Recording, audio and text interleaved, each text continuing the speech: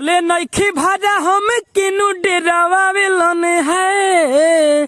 उतरले नइखी भाजा हम किनु डेरावेलन। आ भोले बाबा हमके सपना में आवेलन। तो नमस्ते प्रणाम, मैं राइटर राजा सिंघनिया और राजा राइटर ऑफिशियल में आपका स्वागत है।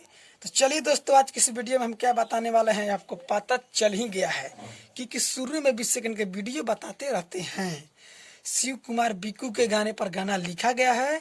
आपको पता चल ही गया है किस गाने पर गाना है कि फलानावा के बेटी सपनावा में आवो है, कातिल जवानी के दीवाना बनावो है।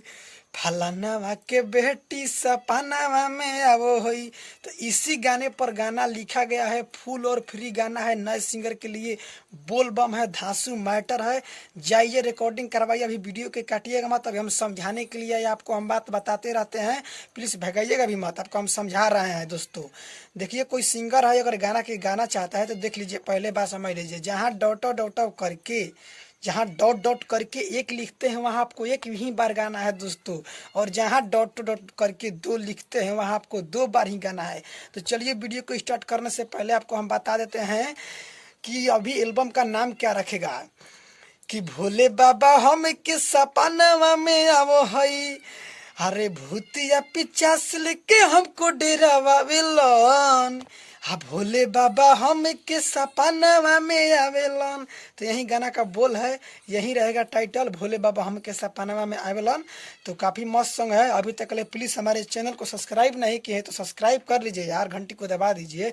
इसी तरह वीडियो हम बनाते रहते हैं। अगर भाई हमसे कोई पर्सनल गाना लिखवाना चाहता है तो आगे चलकर मोबाइल नंबर मिलेगा, उस पर कॉल करिएगा, या अभी मिल जाएगा मोबाइल नंबर, स्क्रीन पर देखिए आपको मिल जाएगा मोबाइल नंबर। हमसे बहुत कम खर्च में गाना लिखवा लीजिए। तो चलिए, आपको हम स्क्रीन पर चलते हैं, लेट्स गो। तो चलिए दोस्तों, आपको लाइव वीडियो में बताया गया है, जहाँ डॉट डॉट करके एक लिखा है वहाँ एक बार गाना है दोस्तों, जहाँ डॉट डॉट करके 2 लिखा है वहाँ 2 बार गाना है। तो चलिए हम स्टार्ट करते हैं, आपको सब लाइव वीडियो में बताया गया है। तो चलिए स्टार्ट करते हैं। उतरले नइखी भाजा हम किनु डेरावेलन है। उतरले नइखी भाजा हम किनु डेरावेलन।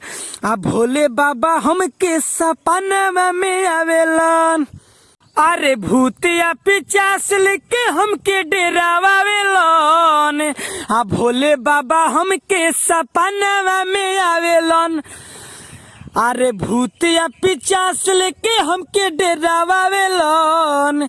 आ भोले बाबा हमके सपनावा में आवेलन।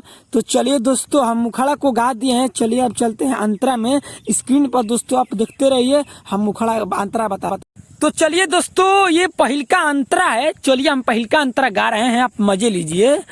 अरे जलावा उठाई में सैया, कमरा उठाई में सैया, भोले बाबा भीरी जाके और जी लगाई में सैया। हाँ हाँ, जलावा चघाई में सैया, कमरा उठाई में सैया, भोले बाबा भीरी जाके और जी लगाई में सैया। गाजा औरी भांग भोले बाबा हमसे मांगेलन, हाय हाय हाय। आ भोले बाबा हमके सपनावा में आवेलन। अरे गाजा औरी भांग हमरा से उहो मांगेलन, हाय। आ भोले बाबा हमके सपनावा में आवेलन। चलिए पहल का तो चलिए दोस्तों, ये दूसर का अंतरा है। चलिए हम दूसर का अंतरा गा रहे हैं, आप देखिएगा, ठीक है ना। अरे देव के देव हवे महादानी, इनके से शुरू भइली अंतिया कहानी।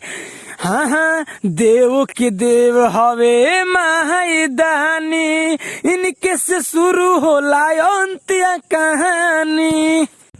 अरे राजा सिंघनिया सोनू के बात माने ले, हाय हाय। आ भोले बाबा हमके सपनावा में आवेले। अरे राजा सिंघनिया सोनू के बात माने ले। आ भोले बाबा हमके सपनावा में आवेले। तो दोस्तों गाना समाप्त हो गया है। अभी तक ले हमारे चैनल को सब्सक्राइब नहीं किए हैं तो सब्सक्राइब कर लीजिए और कमेंट में बताइए हमारा गाना कैसा लग रहा है।